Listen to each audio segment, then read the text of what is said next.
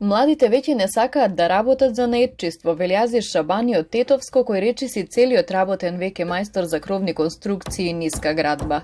Тој подолго време бара работник на кого ќе му ги пренесе тајните на занаетот, затоа што наскоро ќе се пензионира, но безуспешно. Со него работат уште неколкумина, кои што исто така се повозрасни лица.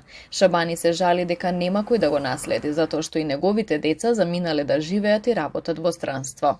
Овој занат сум го зел од татко ми и браќата мој. Ние работиме скоро, татко ми 50 години и јас скоро 40, тоа значи 90 години. Со овој занат смо живееле, смо растеле деца, школа ишле децата. И сега проблемот е што во овој нема младите го неќат овој занат.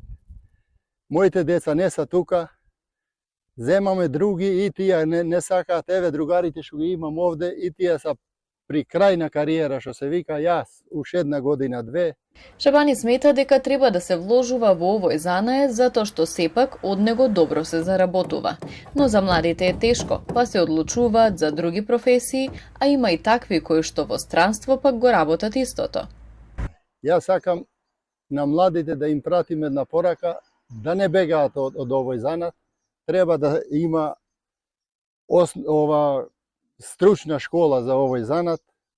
Младите да одат како во странство што има школи определено секој за секој занат и така да настават.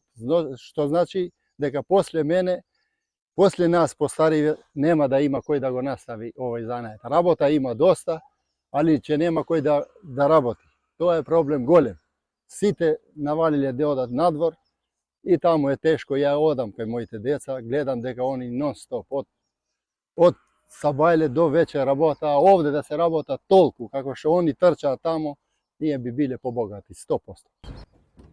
Инаку во текот на изминатите неколку учебни години во земјава се спроведе кампањата Учи паметно, работи стручно, со цел да одговори на дефицитот на стручни работници.